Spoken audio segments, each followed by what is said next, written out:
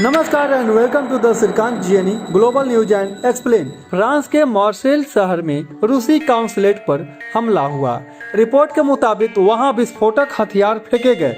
रूस इस हमले से गुस्से में है और इसे आतंकवादी हमला कह रहा है। मॉस्को ने साफ कहा है कि इसकी जल्द से जल्द जांच होनी चाहिए। अब सवाल ये उठता है कि रूसी काउंसलेट पर हमला क्यों हुआ, और वो भी मार्सेल जैसे बड़े शहर में। तो मार्सेल सिर्फ एक आम शहर नहीं है। हाल में ही पीएम मोदी यहाँ पर गए थे, जहाँ फ्रांस के राष्ट्रपति इमैनुअल मैक्रों उनका भव्य स्वागत किया था। भारत और फ्रांस मिलकर मुंबई मार्सेल कॉरिडोर बनाने की योजना पर काम कर रहे हैं, जिससे भविष्य में भारत यहाँ पर बड़े इन्वेस्टमेंट कर सकता है।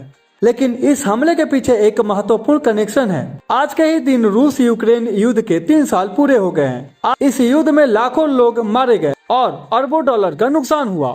अब ऐसा लग रहा था कि युद्ध खत्म हो सकता है और डोनाल्ड ट्रंप शायद यूक्रेन को जबरन युद्ध विराम के लिए मजबूर करे।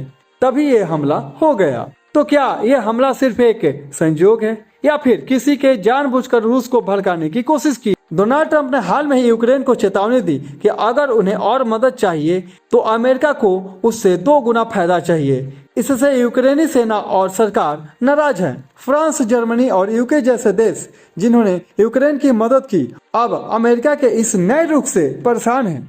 यूके के प्रधानमंत्री ने कहा है कि वे यूक्रेन में अपने सैनिकों को भेज सकते हैं ताकि रूस आगे कोई हमला न कर सके। इसी बीच यूरोप में डर और गुस्सा दोनों बढ़ रहे हैं। चिंता यह है कि अगर रूस को युद्ध विराम का मौका मिला तो वे फिर से अपनी सेना मजबूत कर सकता है और भविष्य में यूक्रेन पर और बड़ा हमला कर सकता है। इसलिए कुछ अराजक तत्व शायद ही इस युद्ध को खत्म होने से रोकना चाहते हैं। यही वजह हो सकती है कि उन्होंने रूसी काउंसलेट पर हमला किया।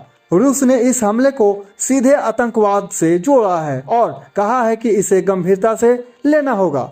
आने वाले कुछ हफ्तों में कुछ अहम होंगे। देखना यह होगा कि शांतिपूर्ण युद्ध विराम की कोशिश सफल होती है या फिर ये युद्ध और लंबा खींचता है। इस मुद्दे से जुड़ी हर ताजा अपडेट्स के लिए आप हमारे साथ जुड़े रहें, और अगर आप चैनल पर नए हैं तो सब्सक्राइब करें और वीडियो को ज़्यादा से ज़्यादा शेयर करें। धन्यवाद।